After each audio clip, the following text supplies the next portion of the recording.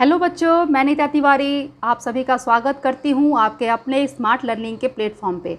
तो बच्चों, क्लास 6 की हिस्ट्री है ये, चैप्टर 4 है ना। और हमारा जो चैप्टर है वो पूरा हमने ख़त्म कर लिया है। और मुझे उम्मीद है कि आपने वीडियो भी पूरा देख लिया होगा और आपको समझ में भी आ गया होगा। तो अब वक्त है क्वेश्चन आंसर डिस्कस करने का, है ना। तो चलिए हम लोग क्वेश्चन आंसर डिस्कस करते हैं। और अभी जो ये क्वेश्चन आंसर्स हैं ये आपके बुक के क्वेश्चन आंसर्स हैं। पहले आप इसे कर लीजिए और उसके बाद जो है मैं आपके लिए एक्स्ट्रा क्वेश्चन आंसर्स की भी एक वीडियो लेके आऊँगी जो कि आपके एग्ज़ाम के पॉइंट ऑफ व्यू से ही बनाया जाएगा, ठीक है। तो चलिए पहले हम ये क्वेश्चन आंसर देख लेते हैं। तो सबसे फर्स्ट क्वेश्चन है आपका मैच द कॉलम्स, ठीक है, जिसमें कि फर्स्ट है सुक्ता। तो सुक्ता का क्या मतलब होता है, हमने पढ़ा था ना। सुक्ता मतलब होता है वेल सेड, है ना। तो ये देखिए मैंने लगाया है। फिर चैरियोट्स, चैरियोट्स क्या था, यूज्ड इन बैटल्स, है ना, रथ। फिर जो यजन, यजना जो होता था सेक्रीफाइस, यज्ञ, है ना, जो यज्ञ किया जाता था, आप सबको याद होगा। दासा, दासा क्या होते थे, जो उनको जीत के लाते थे लोग, है ना, लड़ाइयाँ लड़ते थे। तो जानवरों के साथ साथ में ये लोग आदमियों को भी, पीपल्स को भी ये करते थे ना, जीतते थे ना, कैप्चर करते थे। तो ये दास बना करके इनको लोग रखते थे। तो दास मतलब स्लेव, ठीक है। और मेगालिथ, मेगालिथ आपको पता ही है, स्टोन बोल्डर्स, ठीक है। तो ये आपका फर्स्ट क्वेश्चन हो गया।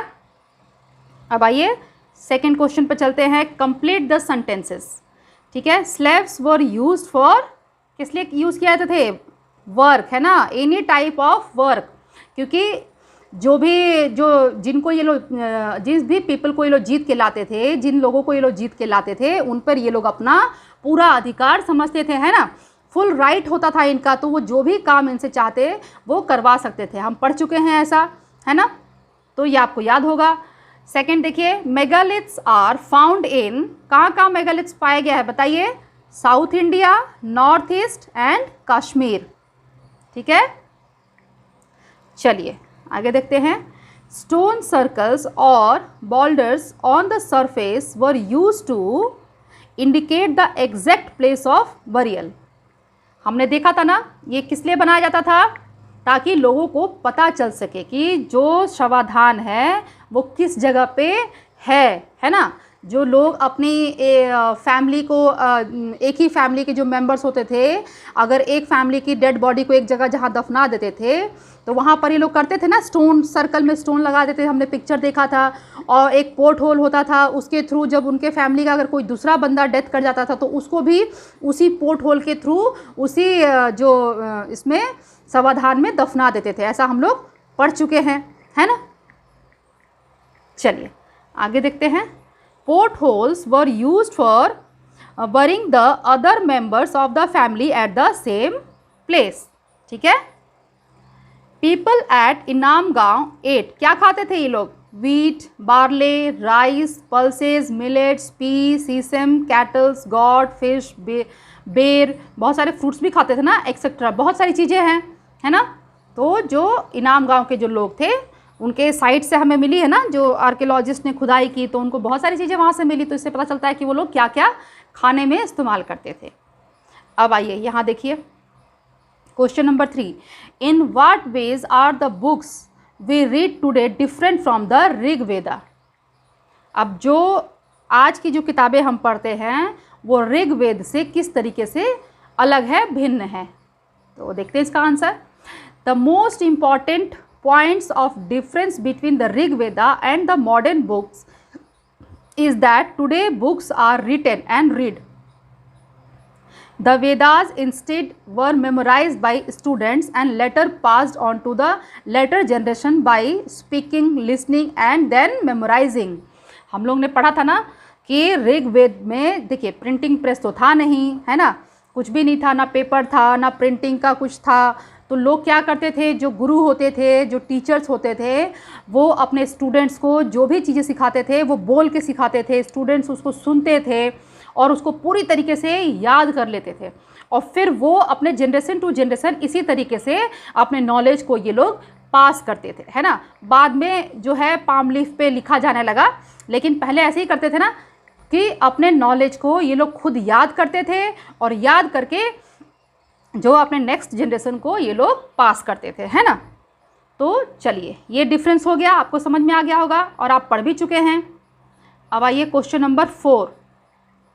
What kind of evidence from burials do archaeologists use to find out whether there were social differences among those who were buried?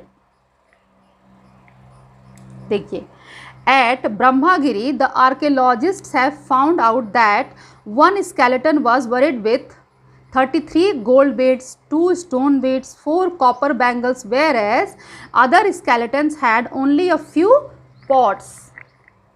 These finds suggest that there was some difference in status amongst the people who were buried. तो ये भी हम लोग पढ़ चुके हैं कि जो ब्रह्मगिरी है वहाँ से आर्कियोलॉजिस्ट को एक स्केलेटन मिला है जिसके पास जो है 33 गोल्ड बीड्स हैं, 2 स्टोन बीड्स हैं, 4 कॉपर्स के बैंगल्स मिले हैं, है ना। लेकिन कुछ जो स्केलेटन है वो जो मिले हैं उनके पास कुछ मामूली से पॉट्स मिले हैं, ठीक है ना, ओनली फ्यू पॉट्स।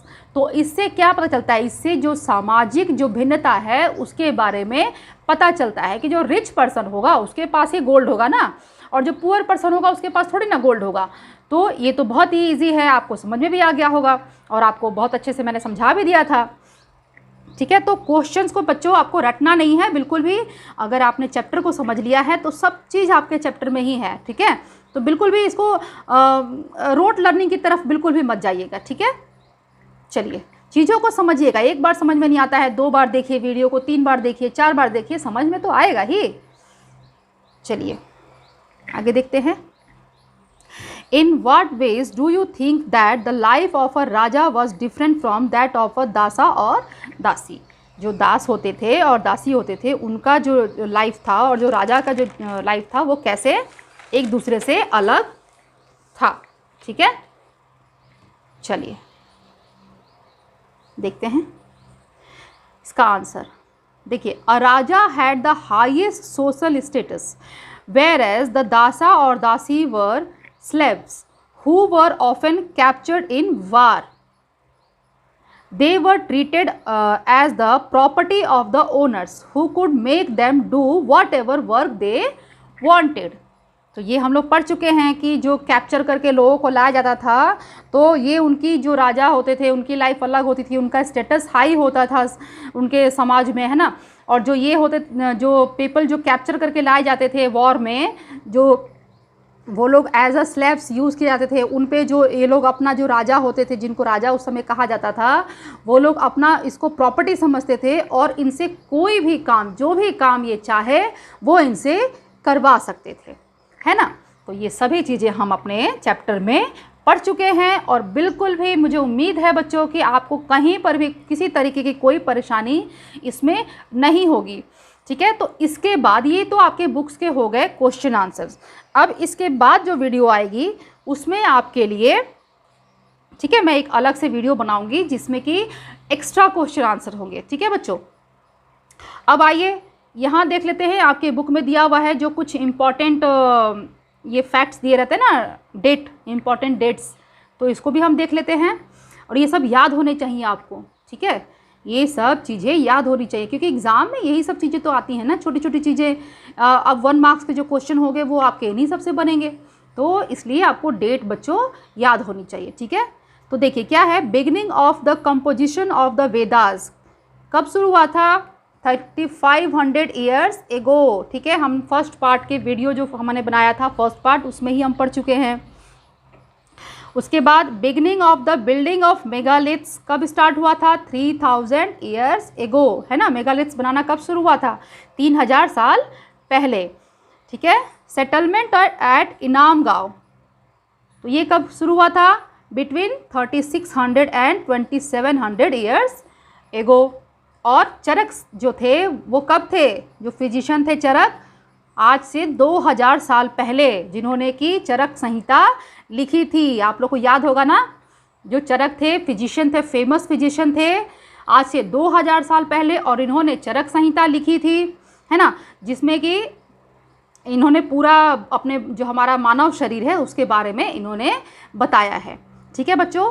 तो यहाँ आपका चैप्टर और उसके साथ साथ आपका जो क्वेश्चन आंसर है वो भी ख़त्म होता है। तो अब हम जो है एक्स्ट्रा क्वेश्चन आंसर्स की भी एक वीडियो लाएंगे और उसको भी पढ़ेंगे, और अब नेक्स्ट चैप्टर पर हम अगले वीडियो में मिलेंगे। बट मैं सोच रही हूँ कि इसके बाद जो है मैं देखती हूँ आपके लिए, आपका ज्योग्राफी और सिविक्स जो है वो अभी 2-2 चैप्टर ही हुए हैं, तो हम थोड़ा सा हिस्ट्री को ब्रेक करेंगे अभी, और अब हम 1-2 चैप्टर ज्योग्राफी और सिविक्स को भी पढ़ेंगे, ठीक है, ताकि बैलेंस सबका बना रहे और इक्वली हम पढ़ते रहें। वैसे हिस्ट्री आपकी ज़्यादा है, ठीक है, सिलेबस में हिस्ट्री के चैप्टर्स ज़्यादा है ना, इसलिए मैं हिस्ट्री की ज़्यादा कवर करा रही हूँ। बट अभी मुझे लगता है कि 4 चैप्टर आपने पढ़ लिए हैं, तो अभी आपको एक चैप्टर सिविक्स और एक चैप्टर ज्योग्राफी का पढ़ना भी ज़रूरी है, ठीक है। तो चलिए फिर आप क्वेश्चन आंसर भी देखिए, बुक को पढ़िए, सारे वीडियोस को देखिए, और जो पहले भी जितने भी 6th क्लास के मैंने वीडियो डाले हुए हैं बच्चों, आप उन्हें भी देखिए, ताकि आपका सब सब्जेक्ट जो है वो क्लियर होते रहे, ठीक है। तो चलिए फिर हम अगले वीडियो में फिर मिलेंगे, तब तक आप लोग अपना ख्याल रखिए, खुश रहिए, मुस्कुराते रहिए, बाय बाय।